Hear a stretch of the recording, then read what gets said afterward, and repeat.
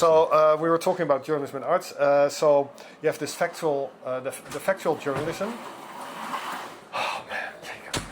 I'm in the middle of an interview. Which beer do you want for the show? I'm drinking wine right now, so I'm happy. Yeah, but beer's later. Lager or IPA? Oh, IPA is good. IPA. Okay, Yeah, IPA. after the interview.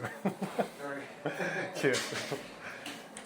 So today I had the great opportunity to interact with some of the speakers who are attending Day 2 of the Digital Cultures Festival. Day 2 was hosted by Outriders Klub in my native district of Warsaw, and it was themed around journalism. There were a lot of inspiring and interesting people present, but in terms of academic knowledge and expertise, there was one person who clearly stood out: Stijn Postema. I managed to drag him down to the basement for a brief talk, where I tried to extract a sample of the event experience out of him without making my idiocy too obvious. And this is the result. It's meant to be more a conversation than a interview. Mm-hmm. All right, so we're here at Day 2 of Digital Cultures Festival. Did you attend Day 1 as well? Yes, well, very, very briefly. I had some work to do still. Yeah, I mean, it makes sense. You're a very busy person. So would you introduce yourself briefly, what you do and where you're coming from to this festival? Okay, my name is Stijn Postema and I work at the University of Amsterdam in the Netherlands and at Fontys, University of Applied Sciences in Tilburg. And I'm a researcher and a teacher in journalism mostly, but I try to do as many artistic things as possible in my teaching and in my research. Yeah, because now you teach, but you used to be essentially a full-time journalist and a full-time artist, doing a lot of stuff, mostly separately, but with time you've started to merge those. So let's talk about journalism as its own traditional entity. Journalism, in your talk today, you described it as essentially the medium of facts. The dominating value in all of journalism was the fact, the truth. Facts are sacred. That's how journalists frame it. And you talked about artistic journalism. So you have these two professional worlds, one of which is journalism. The facts are sacred. One of it is the arts. And for long, the arts has this idea of making art for art's sake. And then that changed. Then more reality came into the art world. You have this movement of aesthetic journalism within the art world, not within the journalism world. And you have these kind of socially engaged arts. Way, way, way back in history, when journalism just started, it was an artistic practice. So you had these literary writers like Daniel Defoe or Charles Dickens who wrote journalism with one hand and wrote art with the other hand, so to say. On the one hand, you have the factual world of the journalism, and then you have the arts world that traditionally brings in all the emotions and the experiences of our real world. And they are more knowledgeable about how to deal with emotions, how to visualize them, how to make them into art. And journalists, they are storytellers, but they always go back to the facts. And it turned, somehow journalism said goodbye to all the artistic genres that were possible. That also has a historical background, how that happened. I'm not going to tell about that now, but important it is to know that that now you see many artistic forms entering into journalism and journalism really embracing it, because journalists try to reconnect with their audiences. They have been kind of in an ivory tower, some people would say, and now they are really re-engaging with audiences. Yeah. So you talk about this disconnect, which where would you say it comes from? Because like I look at the environment and we do see journalism sort of fading when compared to a lot of the entertainment mediums. There's a lot of talk about shifting expectations and shifting, I would say, basic capabilities of the audience, because we're moving towards this incredibly condensed and entertaining and effortless form of media. Exactly, and then you have the journalism that people say about, oh, but it's journalism, it's fake news. So they lose the trust of the audience. There have been attempts in the world of journalism to meet the audience where it is, to condense the information, to make it entertaining. But the issue there is some purists would say that it harms the message, it destroys the context. Exactly, and it does, because if you start to look at journalism as entertainment, you're doing something else. You're serving a different... people are relaxing, so they want to be entertained. Yeah. But if you do something else, if you try to reconnect with the audience and make something meaningful to them, then you can create a connection that's different from entertainment. It can be entertaining. It can be like in live journalism, when you have performance and you have an audience that is there. They don't mind if there is air in the performance, if there is laughter, or if there is something that really touches their emotions, as long as it is meaningful to them. And if they can connect with the journey that the journalists take them on, that is a way to reconnect with audiences. And not just say, okay, let's flying entertainment, because that's not making the journalism any better. Neil Postman said in his book, Amusing Ourselves to Death, on education. He said, education through entertainment is not teaching people how to learn, it's teaching people how to stay entertained. And this idea that we should debase everything to like what's popular, it was something he really didn't like. So obviously journalism needs to, you know, adapt to the audiences in a way, but also I feel like it is a necessity that we make the audiences adapt to journalism in a way. I feel like maybe entertainment is just not the right medium for it, but there are other states that we could try to guide them into, like engagement. So you're talking about aesthetics, I think, a little bit. So you have this philosopher Bourdieu, and he's talking about taste and how some people are acquired to a certain taste and they distinguish themselves from others. So they become a kind of an elite. While at the same time, you could say that journalism has its own aesthetics in many ways. So a newspaper is really hard to read for some people, not only because of the density of the information, but also because of the format, and you have to pay for it, and you have to really, or you have to scroll through a lot of text or so, or it's not really appealing to all kinds of audiences. So what you have to do is you have to change the aesthetics and meet the people where their aesthetics are at. And if that is, in your eyes, low culture or whatever, well, don't be a snob. Just try to change your story in a way that you can meet the people where they are at and where they can really understand your story. But that's really hard to do because journalism is developed in universities and in academia, so it's really easy to really focus on elite public who speak the same language. Well, at the same time, the majority of the people are maybe not working in the university or not thinking in that way, and they still need the information and the journalistic information. And they still need to be informed in a good way about the facts and what is really happening. So journalism needs to do something about that, and that is changing the aesthetics. The way I see it, a lot of traditional journalism is just trying to adapt to just sell itself in the world of entertainment. Meanwhile, I feel like artistic journalism and what you're sort of promoting, the education, the ideas, is building this fusion of art and journalism from scratch. Instead of taking facts and then chopping away the boring bits for entertainment purposes, you create something which is engaging and has reach and impact from the start. What I try to say is that if you talk about audience as one big mass, it's really hard to grasp what you're talking about.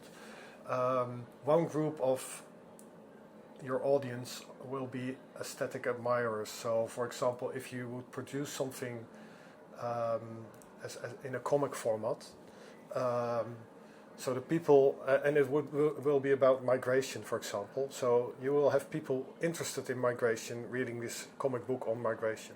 You will also have people who like comics, so the aesthetic admirers buying this comic and read about migration. So now you reach a new audience, the aesthetic admirers. And then you have all these audience groups that are stakeholders in a certain news event. So if something happens in this area in Warsaw, then your audience automatically is at least the people in this area and maybe their families. So that is your audience, because they are stakeholders in the news. And that means that you have to make sure that you can communicate with your audience and speak to them and with them in a language that they understand and they feel safe. And they feel comfortable with. Yes. So if I'm going to make a piece of news for the people here, I'm not going to do it in the language of maybe an elite newspaper. I'm going to do it in the language that they like and understand. And that also can be market theater, for example, because they all go to the market or so. I just make up an example. You talk about these stakeholders in news stories, right? What are your thoughts on this idea that news should be read by everybody? That when you make a piece of news or any sort of media, that it should have as broad a reach as possible at all costs? Because I feel like that's sort of where it's going. Everything needs to be viral, everything needs to be global. But meanwhile, what you're talking about is there are people who really have reasons for connecting with this story. So that's what makes it meaningful. So Yeah. if I'm scrolling through TikTok films, there's hardly anything that's really meaningful to me. It's more like entertainment and seeing what happens, and maybe it touches to some part of my brain that is keeping me entertained, but it's not meaningful. So I wouldn't waste time on... I wouldn't focus on things going viral. I would focus on making really good stories that matter to people. And if they matter to people, it can turn into a story that goes viral, but that's not the goal. The goal is to make solid journalism for people, for those who are affected by it, individuals and groups. Yeah, well, okay, so for example, you have news games. And if you talk about news games, that means that there is a niche audience that likes gaming. Well, it's a rather large audience today. Not all gamers will go into a news game, but maybe if it has the format of a Grand Theft Auto or so, then it reaches a large audience of young people who are into these kind of games. So, if you can do that, if you can really tell a journalistic story in that way, you will engage an audience and tell them journalistic stories. And if you find a way to assure that they realize these are facts and the other things that they do are fiction, then you can do something new, I think. But that is the hardest part, because we live in a world where truth and what really happened is being blurred all the time. And it's being drowned. It's drowned, it's altered. So as soon as a lie about what happened in the real occurs, Hannah Arendt, she says that the factual truth is the most vulnerable one, because as soon as a lie occurs, this is the truth that is about to disappear, and all other kinds of truth you can still talk about, but the factual truth really has this base. This is really how it happened, and that means that you really need professional truth workers who keep searching for this factual truth and keep putting this in the stories and really make clear to everyone who engages with their publication that they understand what are the facts and what are the fictional parts and what are the speculative parts.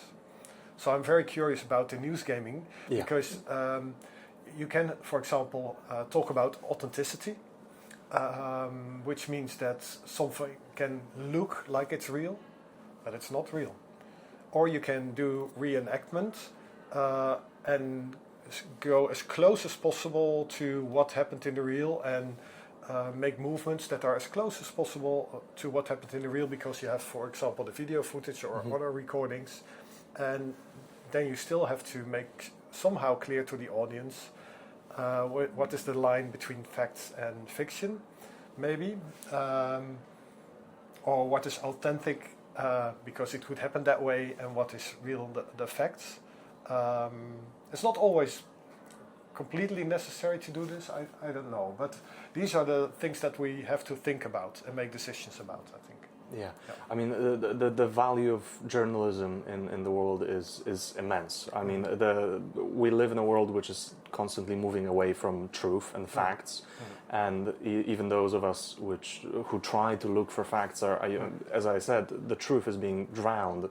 There's so much information, and so very little of it can be actually verified. It becomes increasingly difficult to protect journalism as its core, as facts and truth and reporting. The issue is, you need resources to do that, and you need the recognition of the public of how important it is and how threatened it is currently. And I feel like artistic journalism, the journalism that goes out to meet with people, is probably the best avenue for journalism as a whole to survive. It's one way. And you have a business background. Yes. I think there are more ways for a news media outlet to survive, but it's a way to reconnect or to connect with another profession that is really close to the heart of what journalism is, and especially with the socially engaged art and the artists who are looking at the real world and using facts to make their artworks.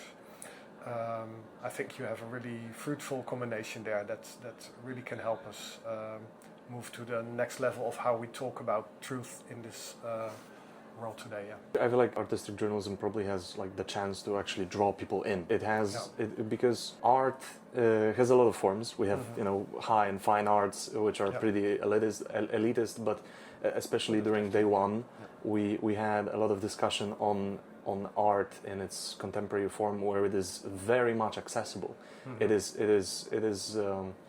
the domain of the people, essentially, and especially during the art exhibition after the talks, I saw a lot of examples of that. People from close to my own generation creating things which represent things that we are all a part of. And very much non-elitist things. And I feel like without artistic journalism, if we took this approach of purist, only fact-based journalism, it would be very difficult to bring the demand for it. While with artistic journalism, you can do a lot of things. You can bring interest through emotion, through connection that people already have. Right, and reach this wide audience, and through the artistic elements of artistic journalism, bring them to the factual information that's presenting, and show its value as well. It really depends on the artistic genre, but you are really right about that. It makes it more meaningful for people.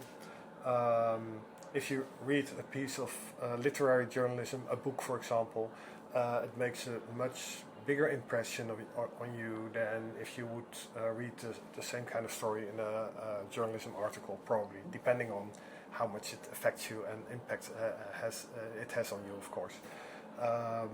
And you have all these artistic forms, and some of them would speak to you and others would maybe less speak to you, depending on who you are and what you like and what your background is, maybe. But I do think it's true that it becomes more meaningful, and that's how it works, I think. All right.